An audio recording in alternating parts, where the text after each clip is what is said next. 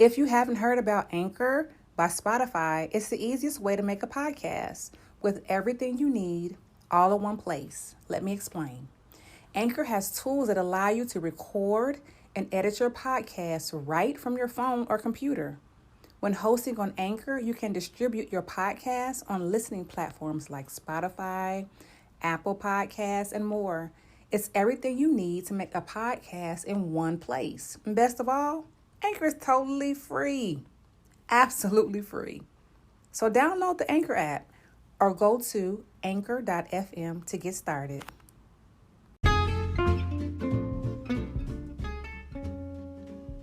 Greetings, beautiful ones.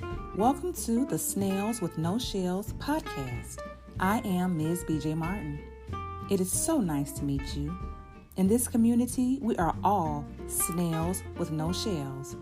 This is a safe space for one to bear all and feel free. We will talk about any and everything.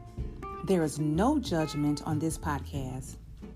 Individuals and aliens from all walks of life and planets, please join us. See you soon.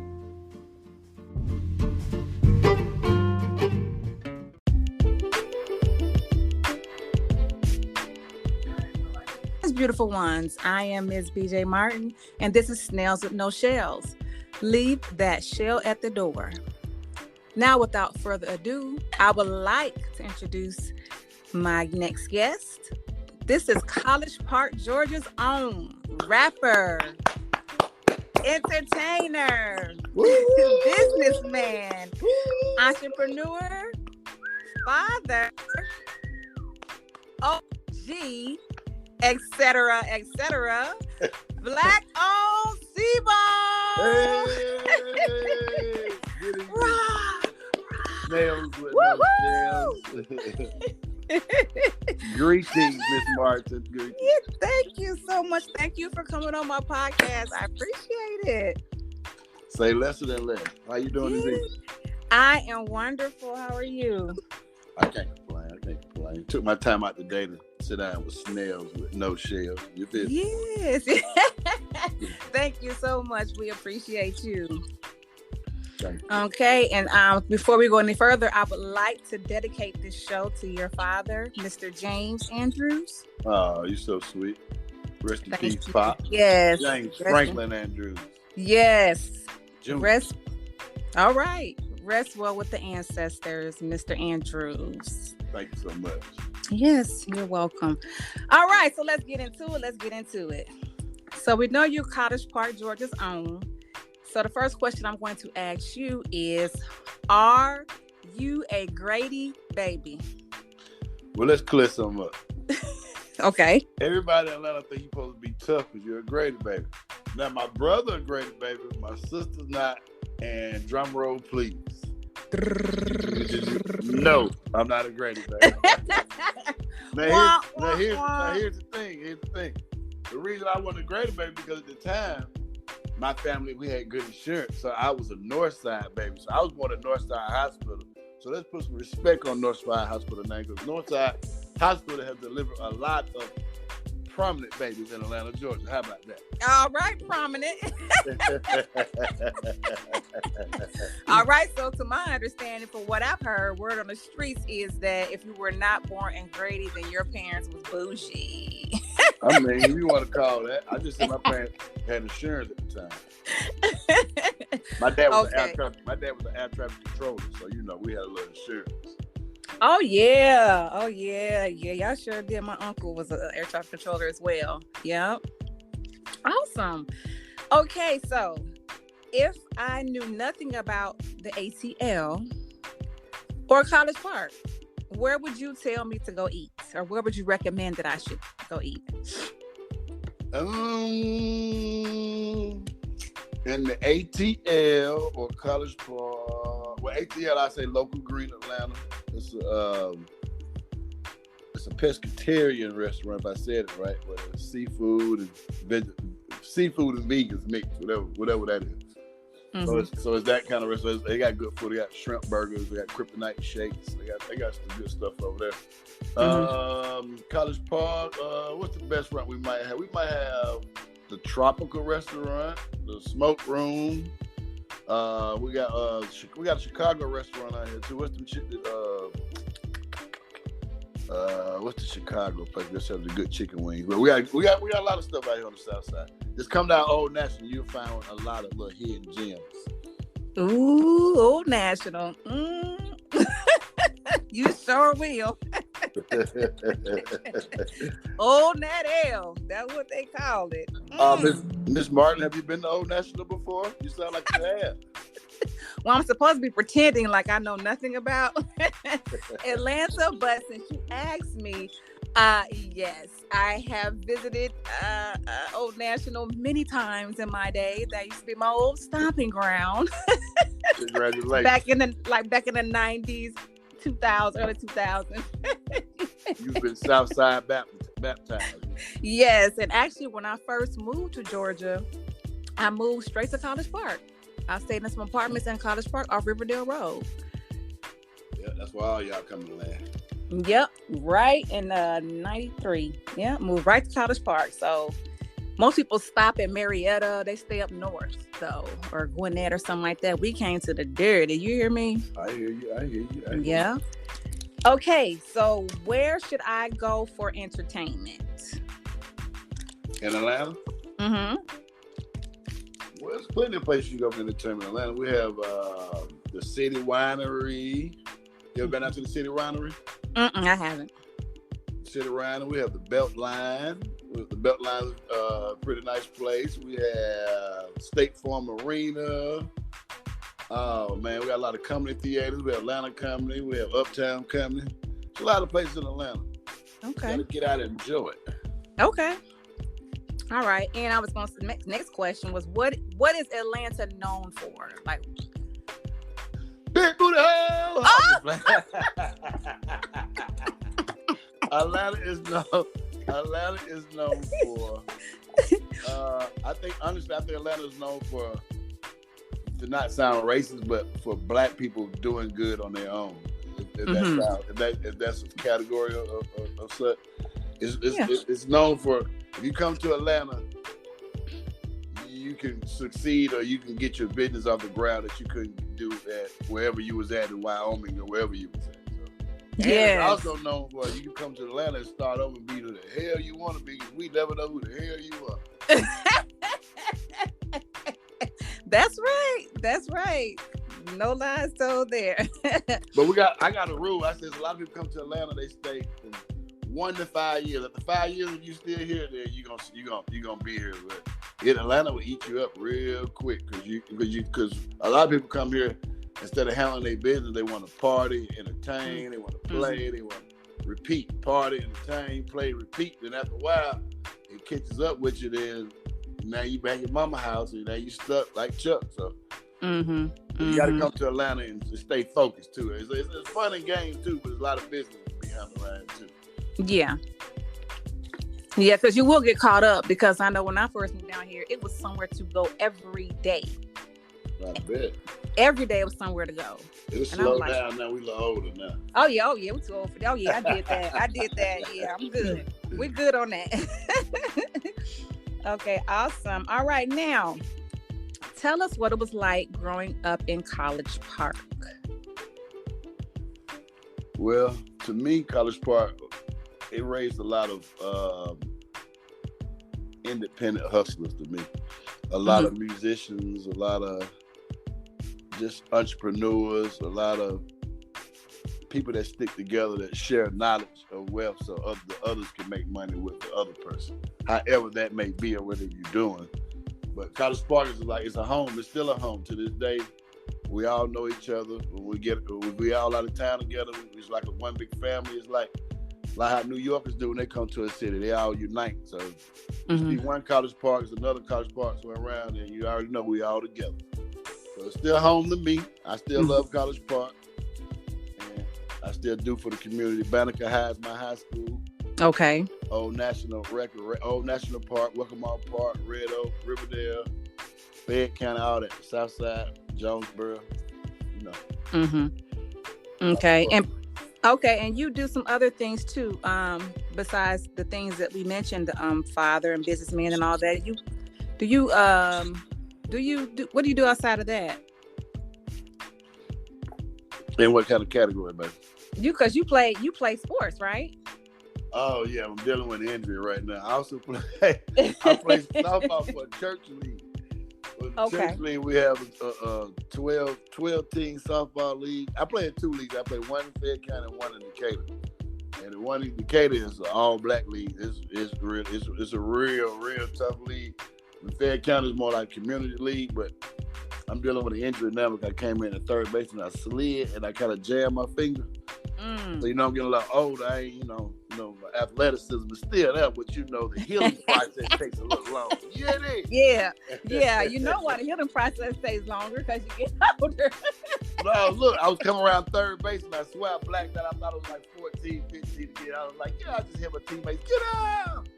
I slid and didn't even touch the base. I had to roll to touch the base. I still was hurt. Oh, man. Oh, you're so funny. I'm involved in the community as well. I deal with a lot of little league teams and a lot of people coming to my... And I also have a shop in College Park called Pop-Up Shop Apparel, which also is, let me get the address, 2459 Roosevelt Highway, College Park, Georgia, Unit B16. It's called Pop-Up Shop Apparel. You can follow us on Instagram at Pop-Up Shop Apparel. And we do a lot of youth from the hood. They come up to our shop. We talk to them and we counsel them. And we got football coaches also in the shop that have brands in the shop. So we deal with the community every day on the south side. Awesome. Okay, next question. What did you want to be when you grew up? What did you want to be once you became an adult? Oh, that's a deep question. I had somebody else interview me and ask me this question, and I gave this answer, and they just looked at me like I was crazy. So I'm gonna answer the question, but I'm gonna tell the truth. What I want to be when I want to grow up was a kingpin. Okay. I mean, that's what I want at the younger age. That's what I wanted to be. Well, as I got at a certain age, I wanted to be a franchise hotel owner. Well, that's what I'm going to be at the end of the day before it's all over with. Okay. I was going to ask you that question. So businessman at the end of the day. Okay. Well, I appreciate your honesty.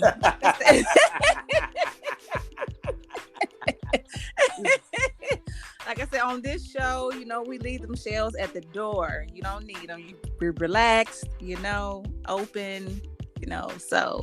All right. So, so tell us a little more about Black-owned Sea, because you got all these names. We got Black-owned Seabone, a.k.a. Dope Stories Corey, a.k.a. Inventory Corey. Keep going. Well, that's all I remember. How I got Black-owned name was like, I had wrote a rap. And in my rap, it was like so many success stories. It's like the rap basically like I can't remember the word, but it was like I put so many people on, so many success stories, they should call me Black-owned Seabone. And then we was on the bus ride, and Andre 3000 heard the rap, and he was like, that should be your name, because my name was Seabone at first, just Seabone. He was like, that should be your name, Black-owned Seabone. So from that day forward, I was Black-owned Seabone, and it was so crazy. It was way before the Black-owned wave even hit. Because my old man was like, maybe you should change your name from Black-owned. Like, no, I'm leaving my name. That's my name. That's me. I'm a representative. If it don't work, it just don't work. But I get the point he was making, but I stuck to my beliefs, and so now everything Black-owned. Black-owned. So it's like, yep. Sometimes you got to stick to your guns and it pay off. Okay, so that's the Black-owned Seabone. Okay, so Andre 3000 inspired that name. I mean, I can say he kind of stamped it or coined it. Okay. I ain't gonna say inspired because he listened to my lyrics, my bars I was spitting. Okay. He just took, what I'm saying? He took what you wrote. He took what you wrote. Okay. Right. He just took something about what I wrote. All right. I don't want to take nothing from you. Okay. Let's clear it up. I just want to clear it up. Man. Okay. But he did He did make me see something I didn't see, though. I would say that. Okay. All right. I like that. Okay. Dope stories, Corey. What's that? Dope Story Corey is the entrepreneur with a brand called Dope Stories. Dope Story is a brand. We're not talking about drugs. We're talking about your success stories, your life, your achievement, your accomplishments. What is your story? What kind of story do you have? Your story boring? Is your story fascinating? Is your story this? Is your story that? But everybody in life has a story. So Dope Story was invented. Every time I read a story on Instagram or something on social media, I didn't have it in the put, so I just put like, okay, I like the story, so I just put Dope Stories. And actually, Dope Stories was invented from a hashtag from me liking people posts of the stories that I thought was dope. So that's how Dope Stories got invented, and that's how your man, and my name is Corey, you go by Dope Story Corey. You did. Yes, we did. Okay, all right. Inventory Corey. Now, Inventory Corey is the guy that do all the labor himself. Like, it's like an in-house. I do this, I order, I ship, I pick up, and I get inventory. So inventory is like, meaning I have a lot of stock in the store. So if you come to the store, I have plenty of inventory. So Inventory Corey is nothing but like merchandise. It's me while I'm doing my job, or I'm getting a hoodie or a jogging suit made for somebody. I'm Inventory Corey. Okay. All right. So, is that it? Is that all the AKAs? Because I want to make sure I get them all on my show. Is there any more? They call me Long Down C-Bone, but that might be on another show. Oh my God. Y'all. What's your? Oh, my bad. This is ready. This friendly show. My bad. Well, I mean, I did say leave your shield at the door, so you said many more AKAs. I just said I got a couple of more. I don't want you to ask about that one, though. No, I will not. We'll talk about that one later on. Hey, Mr. Anchor, the anchor might get you this. Right. Well, nah, that's let me see. AKA Dope Story Corey, Black on C-Bone. Oh yeah, I'm the number one pick on your Dope Boy team too. That would be me also. All right. But we ain't gonna talk about that. But yeah. All right. But I was sticking with Black on C-Bone, AKA Dope Story Corey, AKA Inventory Corey. That's what we're running with in 2022. All right. I like it. Okay, so who or what inspired you to become a rapper? I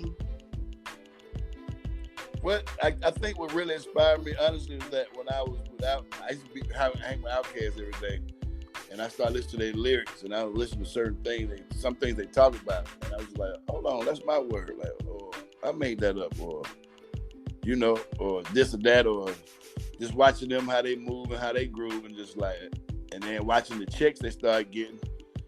I think I was heavily influenced by Outkast, to say the least. Okay. And how old were you when you first? So how old were you when you first knew okay, I can rap?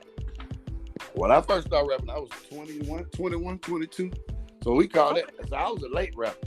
Yeah. But these days, 21, 22, you're an early rapper. You see what I'm saying? So it's like it doesn't change. So I was the backpack kid that was walking through rapping and beatboxing. I was like the hustling kid actually, and I just picked up the trade. If you must say that. Okay. So how did you meet? You said you used to hang around Outkast a lot. How did you meet them? I went to Banneker High School, and they DJ that went to Banneker High School, and Mr. DJ. We grew up together. So they first DJ they had was their DJ, which would be Rico Wade's first cousin is Mr. DJ. Me and him was close friends. And growing up in high school, we still are, in high school we was like buddy, how it goes. So I met and Andre cousin Kim and Sean used to go to Banneker, so I already knew Andre. And then we all just hooked up and just locked in one day. Okay. And the rest is history. Awesome. I love it. I'm learning a lot. So you were in a group initially. Like, did you start out solo? Did you start out with a group, or how did that? I was in a group, and we was on Criminal Records. What's the name of the group? Called Country. KONKRETE. 2 Okay. K. Concrete, which would be first started out. I had a rap partner. His name was Country CP, but he wanted to go do Fed time. So when he had to do Fed time, I had to switch group members, and I added little brother James would be Big Boy's little brother, and my cousin Super Nathaniel, which would be Super Nat. So I added them to the group, and then we got signed to Purple Ribbon. So I was on the Criminal first with the other rapper, and he couldn't make it. So he went to prison. So I filled his position in the group with Nat and Lil James, Super Nat and Lil James, and then we signed with Purple Ribbon Records. And we had a couple of songs on Purple Ribbon called "What's the Smell on Your Shirt." We had a couple of hit songs. We had a couple of songs. Lil Jon put a Crunk album out. We had some features on there. We did pretty good, but I don't think we got out for full potential at the deal. But I think we did pretty good. Do you remember like how long was the run for the group? About 10 years. We had a good run. That's a lot of magazines. We did a lot of stuff. We just never put our own album out. And I put a lot of mixed CDs out for the group, but we could never get our own album out. But we was on Purple Ribbon Volume 1, Purple Ribbon Volume 2 CD. But we never got our own compilation out. And I think that was the downfall. Okay. Because I was going to ask you, so what would you, looking back, what would you have done different with... Been more independent. Okay.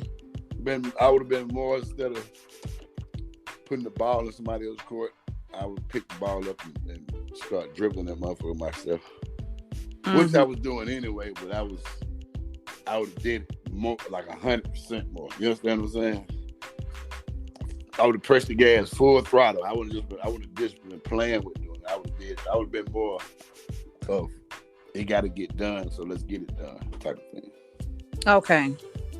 So you would have basically just stepped up and just been that leader that you are.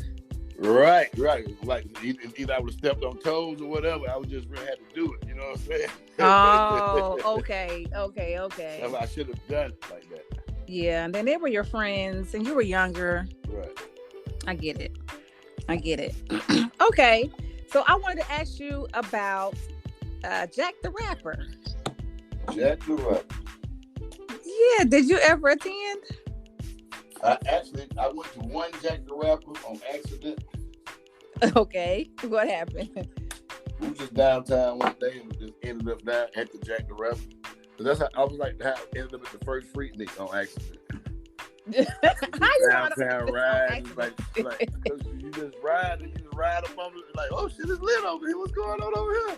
Right, run right into traffic. That's how I ended up at the first Freaknik for real. Down at the AUC. I was down there with somebody else and didn't know where I was. You know how they probably knew what they was doing, but I didn't know what it was.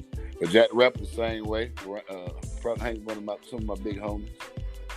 But I never performed, but never did anything like that, Jack the Rapper. But it was a big thing when it came to Atlanta. Right?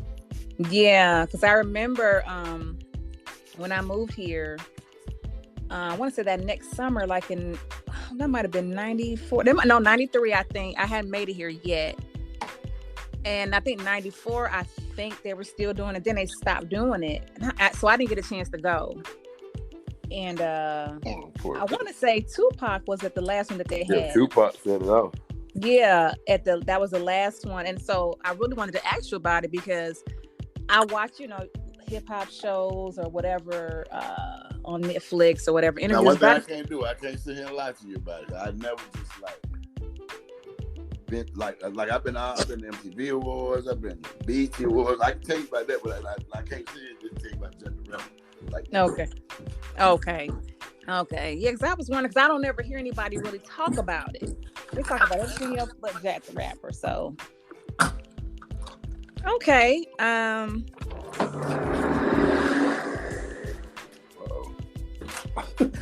So what in the world? You on an airplane? So what was it like being you're a celebrity. You're a celebrity. You know, we all know Black-owned C-Bone. What was it like being a celebrity and having kids? Oh, that's a good one. You know, with me, when I had kids, when my kids, actually, I think when my success actually started is when I ended up raising my kids on my own. So now I think I know. So I'll just give you an example. Okay. 05, 06, that's when Kryptonite just started jumping out. And that's when my kids moved in with me permanently by myself. Like me being a single dad. Oh, wow. So at that time, it was like a lot of things I did because I had help with my dad and my stepmom and my mom.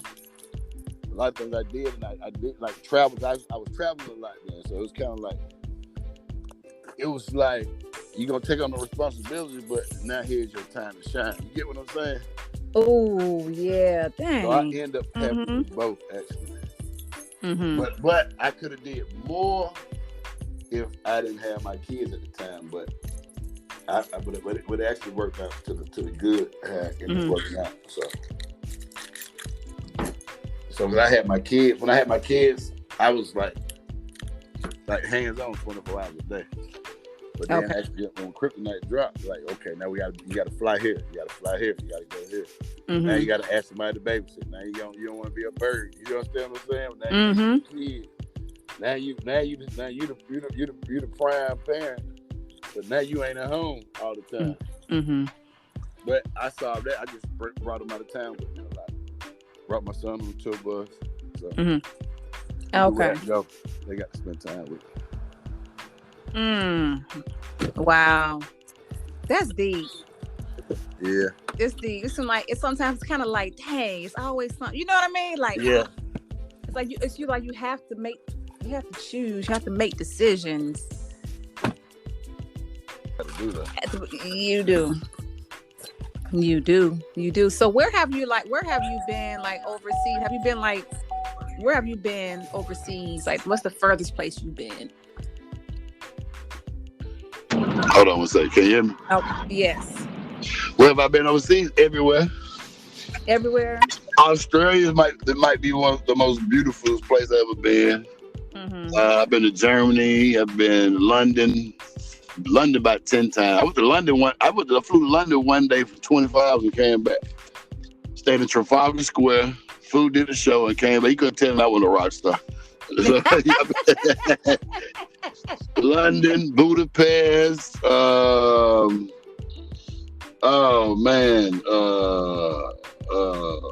Everywhere. I've been everywhere. I'd have been done with everywhere on the map but Hawaii, and that's where I got to go next. Okay, Hawaii. Yeah, I would like to go there too. Have you been to Africa? There too. I'm sorry, Africa. I apologize. Okay, Hawaii and Africa. Okay, so you want to go to Hawaii and Africa? Okay. So what? But I have 3 passports. You got 3 passports stamped? Was that what you said? Yeah, stamped up, not just stamped up. It's the passport terminology, baby. Oh. Excuse me. One day I will find out. Oh my gosh. Then I'll show you my passport. Granted. You took for granted the traveling, or you broke up for a second, so? Nah, the time I took it for granted, just actually being in those places when you're kind of young. Like when I spent a lot of time in Amsterdam, and that was like, to some people that's like, I went to Amsterdam. To me, like I was in like a month, like 3 weeks. You know what I'm saying? So it was like, you like kind of lived there. Yeah, I mean, I don't take it for granted, but it's like, you know, I guess I got used to the traveling, I guess. Yeah. Okay, so abroad. You've been abroad. Yes, you've been abroad. I've been abroad. Yes. So after your 10-year run with the group Purple Star, I messed that all up. Purple Ribbon All Star. Purple Ribbon All Star. After the 10-year run, what did you do after that?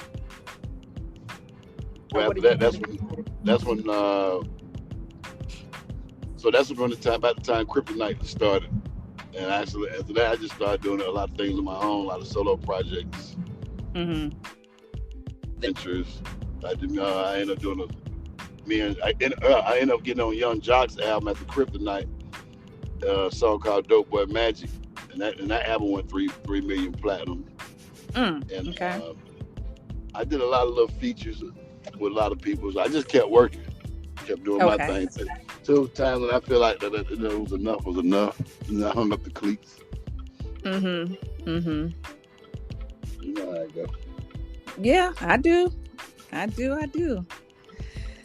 Oh wow, that's interesting. So yeah, I was going to ask you. So you've done a lot. Is there anything else that you would like to do? Me personally, I think I want an artist. I think I'm gonna give me an artist next. Okay. I want an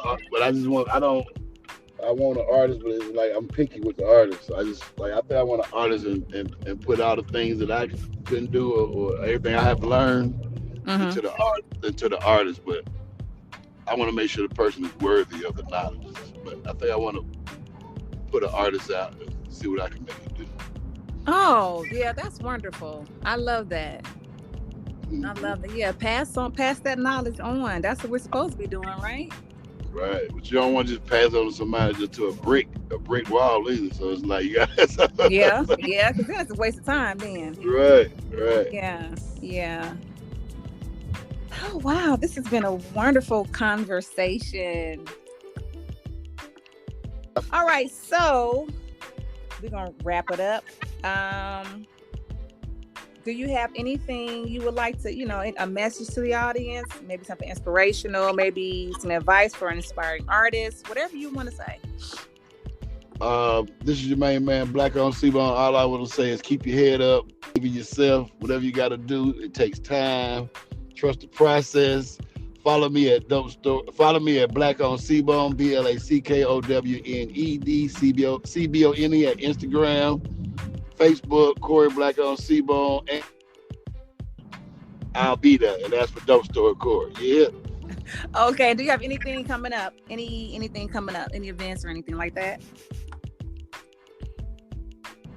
Nothing major at this time. Brag about that I can really think about right now. I'm just saying. I got you, baby. I got you. All right. Well, thank you so much, Black on C-Bone, for joining my podcast. We love you and we appreciate you. Thank you, Miss Martin. Yes. All right. All right, ladies and gentlemen, thank you so much for taking the time to listen to my podcast, Snails with No Shells. Before we go, I would like to say this. Just like the sun, you are necessary. Love y'all. Peace. Peace.